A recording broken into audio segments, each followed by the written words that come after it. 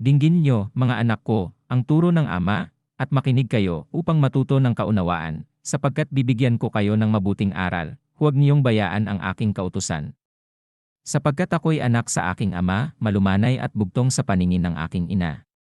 At tinuruan niya ako, at nagsabi sa akin, pigilan ng iyong puso ang aking mga salita, ingatan mo ang aking mga utos, at mabuhay ka, magtamo ka ng karunungan, magtamo ka ng kaunawaan, huwag mong kalimutan, ni humiwalay man sa mga salita ng aking bibig, huwag mo siyang pabayaan, at iingatan kanya, ibigin mo siya, at iingatan kanya. Karunungan ay pinakapangulong bagay, kaya't kunin mo ang karunungan, o, sa lahat mong kukunin ay kunin mo ang unawa. Iyong ibuni siya, at kanyang itataas ka. Kanyang dadalhin ka sa karangalan, pagka iyong niyakap siya. Siya'y magbibigay sa iyong ulo ng pugong na biyaya. Isang putong ng kagandahan ay kanyang ibibigay sa iyo. Dinggin mo, o anak ko, at iyong tanggapin ang aking mga sinasabi, at ang mga taon ng iyong buhay ay magiging marami. Aking itinuro ka sa daan ng karunungan, aking pinatnubayan ka sa landas ng katuwiran. Pagka ikaw ay yumayaon, hindi magigipit ang iyong mga hakbang, at kung ikaw ay tumatakbo, hindi ka matitisod. Hawakan mong mahigpit ang turo, huwag mong bitawan, iyong ingatan, sapagkat siya iyong buhay. Huwag kang pumasok sa landas ng masama, at huwag kang lumakad ng lakad ng mga masasamang tao. Ilagan mo, huwag mong daanan, likuan mo, at magpatuloy ka.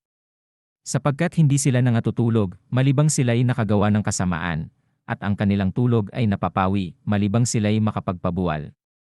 Sapagkat sila'y nagsisikain ng tinapay ng kasamaan, at nagsisinom ng alak ng karahasan. Ngunit ang landas ng matuwid ay parang maliyab na liwanag, na sumisilang ng higit at higit sa sakdal na araw. Ang lakad ng masama ay parang kadiliman, hindi nila nalalaman kung ano ang kanilang kinatitisuran. Anak ko, makinig ka sa aking mga salita, ikiling mo ang iyong pakinig sa aking mga sabi.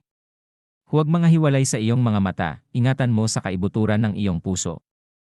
Sapagkat buhay sa nangakakasumpong, at kagalingan sa buo nilang katawan. Ingatan mo ang iyong puso ng buong sikap, sapagkat dinadaluyan ng buhay, ihiwalay mo sa iyo ang masamang bibig, at ang mga suwail na labi ay ilayo mo sa iyo. Tuminging matuwid ang iyong mga mata, at ang iyong mga talukap mata ay tuminging matuwid sa harap mo. Papanatagin mo ang landas ng iyong mga paa, at mga tatag ang lahat ng iyong lakad. Huwag kang lumiko sa kanan o sa kaliwa man, ihiwalay mo ang iyong paa sa kasamaan.